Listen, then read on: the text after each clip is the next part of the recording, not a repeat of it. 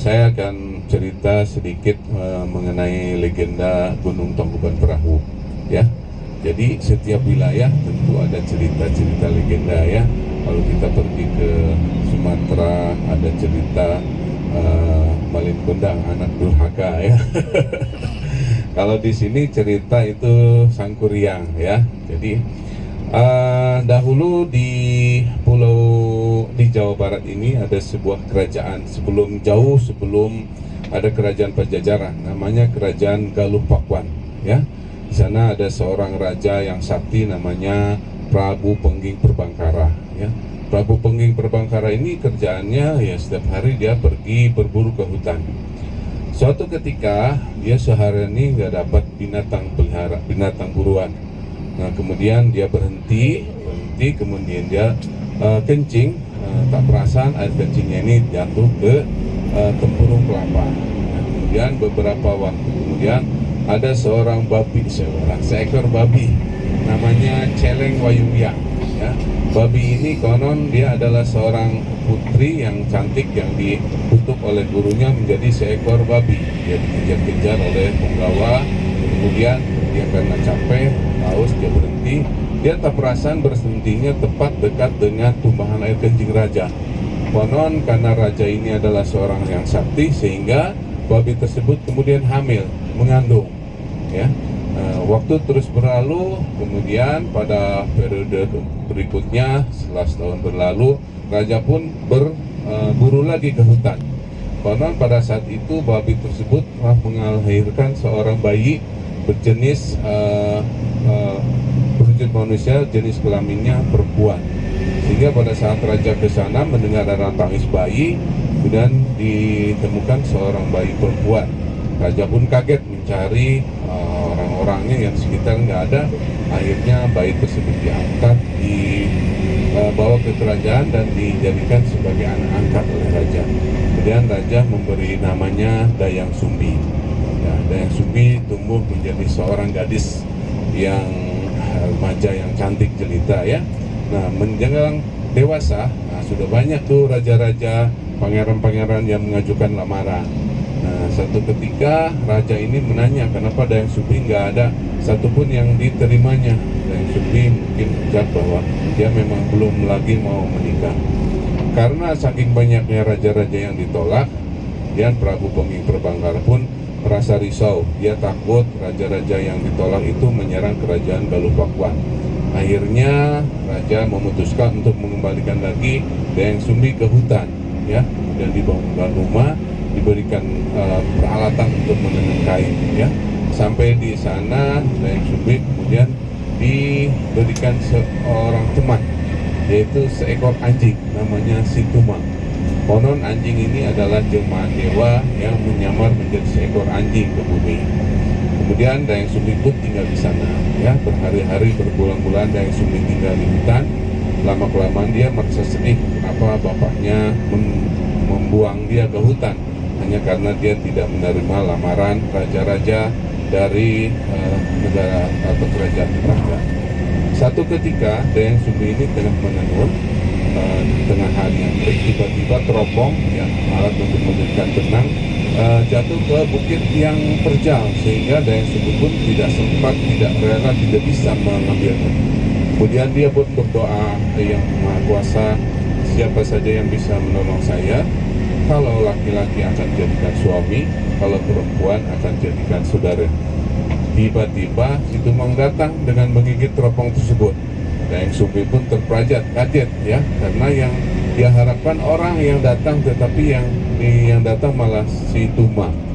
Tetapi karena dia adalah seorang putri yang harus memenuhi sumpahnya, akhirnya Dayang Sumbi pun mau jadi istrinya Situmang. Konon Situmang kemudian berubah menjadi manusia. Akhirnya Dayang Sumbi pun menikah dengan Situmang. Waktu terus berlalu, singkat cerita, Sangkuriang Dayang Sumbi pun kemudian mengandung, hamil dan melahirkan. Ya, dia melahirkan seorang anak laki-laki. Kemudian Dayang Sumbi memberi namanya Sangkuriang. Konon anehnya setelah Sangkuriang lahir, Situmang ini berubah lagi menjadi seekor anjing. Sehingga Dayang Sumbi pun mengurus Sang Kuryang seorang diri, ya, single parent. Waktu terus berlalu, Sang Kuryang kemudian tumbuh menjadi seorang remaja yang sudah pandai berburu, ya. Hari-hari dia membawa binatang buruan. Satu ketika setelah 1 minggu lebih, Sang Kuryang ini tidak membawa binatang buruan. Kemudian Dayang Sumbi berkata, "Hai Sang Kuryang, emak ini sudah ingin sekali makan ati rusa. Kau ini sudah seminggu tidak membawa binatang buruan. Tolonglah usahakan, emak ini udah ingin sekali makan ati rusa." Kemudian Sang Kuryang pun berjanji, "Baiklah mak, saya akan pergi. Saya tidak akan pulang sebelum saya mendapatkan binatang tersebut atau ati rusa tersebut." Maka berangkatlah Sang Kuryang ke hutan ditemani oleh si Tumang. Ya, berhari-hari si Sang Kuryang di hutan. Kemudian dia berusaha untuk mendapatkan ati rusa. Anehnya, selama beberapa hari di hutan, jangankan rusa, ayam pun dia tidak menemukannya. Ya, kemudian dia lelah, dia duduk, ya, dia berniat untuk pulang. Nah, tiba-tiba melintas seekor babi. Nah, Sang Kuryang berpikir, ini nggak ada rusa, babi pun jadilah. Ya, dia bersiap-siap untuk memanah babi tersebut. Nah, tiba-tiba si Tumang menggonggong dengan keras sehingga babi tersebut terperanjat dan lari. Akhirnya Sang Kuryang pun merasa marah karena dia sudah lama menunggu saat itu, tetapi si Tumang yang menjadi menggonggong sehingga babi tersebut lari. Akhirnya Sang Kuryang dengan kesal dia membunuh si Tumang tersebut. Kemudian dia sembelih dan dibawa atinya ke rumah. Sang Kuryang berpikir, gak apa-apa, mak ini pasti gak tahu hati si Tumang dengan hati rusa. Sampai di rumah, Dayang Sumbi pun bukan main senangnya. Sang Kuryang udah pulang dan dia sudah tunggu lama. Kemudian dia tanyakan mana benda yang dia inginkan, maka Sang Kuryang pun memberikan hati tersebut. Dayang Sumbi pun merasa senang. Dia tengok mana si Tumang nggak nampak. Kemudian Sang Kuryang terdiam saja. Kemudian Dayang Sumbi tanya lagi. Sang Kuryang lama-kelamaan dia nangis. Akhirnya dia cerita bahwa yang dia bawa itu bukan hati rusa, tapi artinya si Tumang. Mendengar cerita tersebut, Dayang Sumbi bukan main marahnya. Kemudian dia ambil siwur itu adalah tempurung kelapa yang menjadikan gayung. Kemudian dipukul kepala Sang Kuryang sampai berdarah. Kemudian dia usir Sang Kuryang. Akhirnya Sang Kuryang pun meninggalkan emaknya. Dia berjalan tak tentu arah karena dia pun merasa aneh. Kenapa emaknya marah hanya karena membunuh si Tumang. Kebetulan sudah melewati hutan belantara, Sang Kuryang pun kemudian bertemu dengan seorang pertapa. Akhirnya dia pun tinggal di sana dan berburu kepada pertapa tersebut.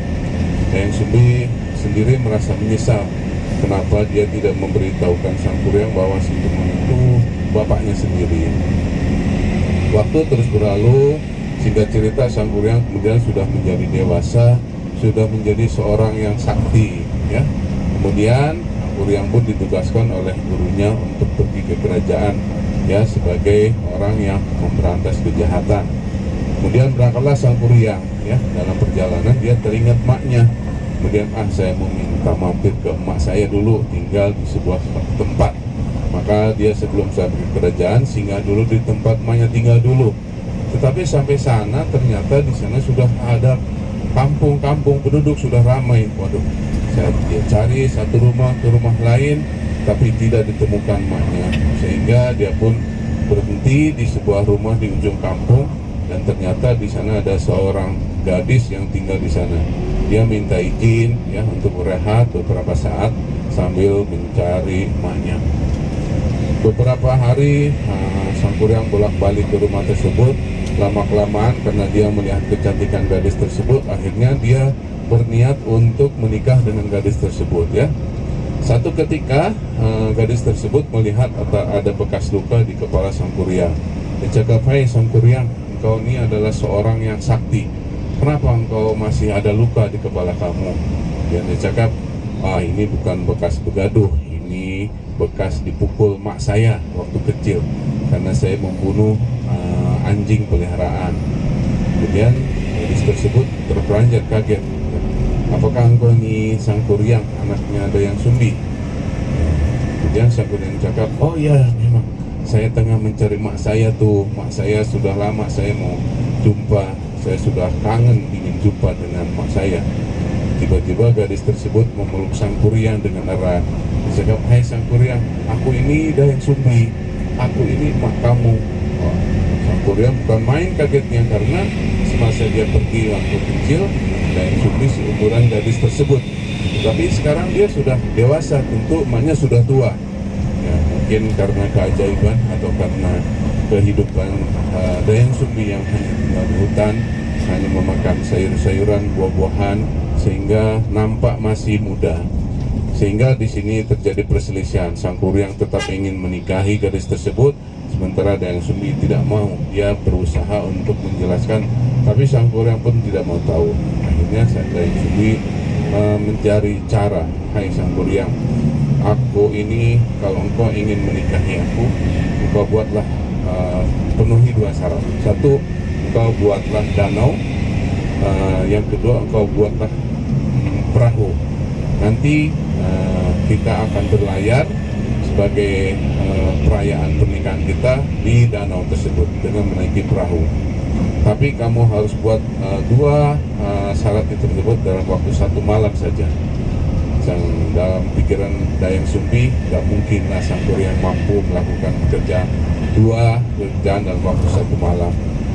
Akan tetapi di luar dugaan, Sang Kuryang dia menyanggupi pekerjaan tersebut karena dia merasa dia adalah seorang yang sakti, dia sudah kenal dengan makhluk-makhluk halus sehingga dia mau melakukan pekerjaan tersebut.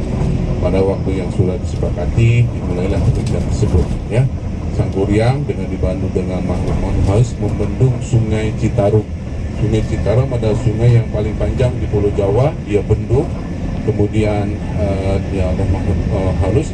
Kemudian pokok-pokok yang besar di hutan Lembitang itu ditebang untuk membuat perahu.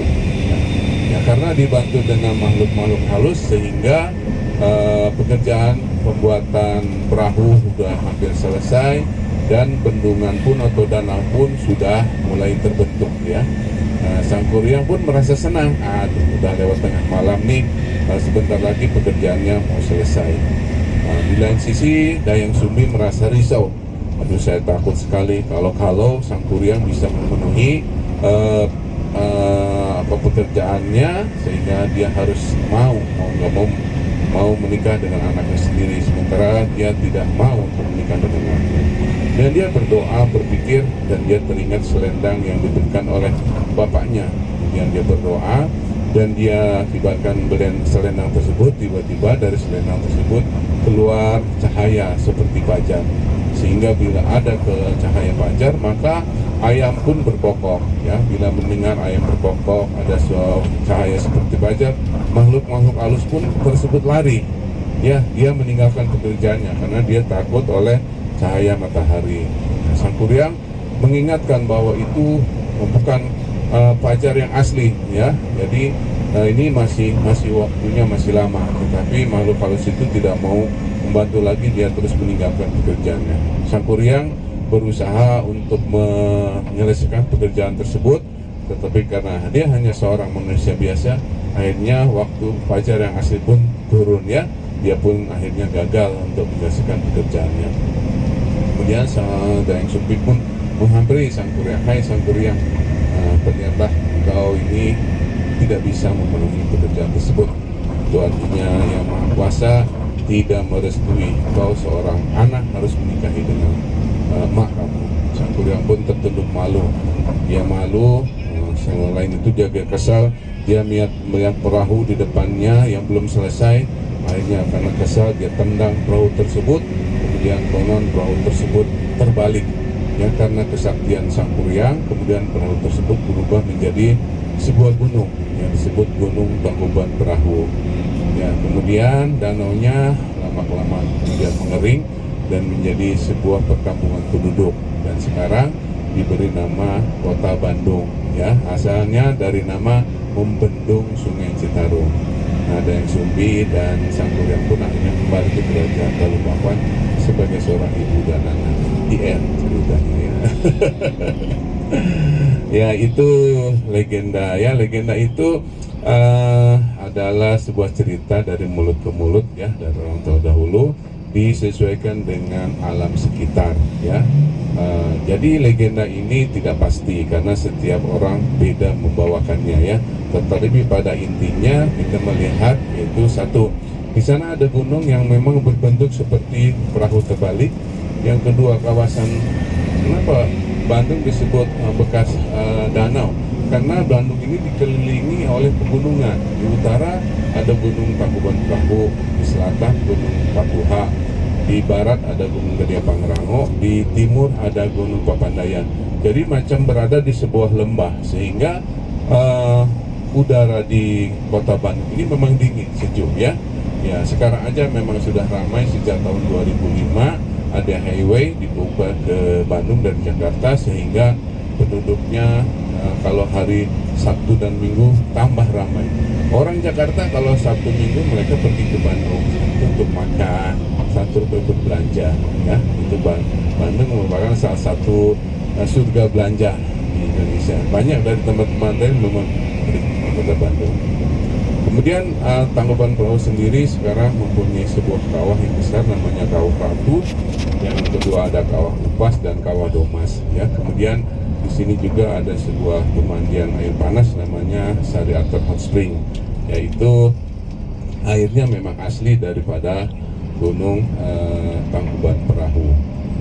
Dan sekarang ini kita berada di kawasan Lembang. Ini kota Lembang adalah kota yang terakhir yang dekat sekali dengan Tangkuban Perahu. Jadi dari sini mungkin sekitar beberapa 15 menit atau 20 menit lagi untuk sampai ke Gunung Barat. Oke, waktu saya kembalikan ke Tanjung. Terima kasih. Ketika pertama ku jumpa denganmu, bukankah pernah ku tanyakan padamu, kasih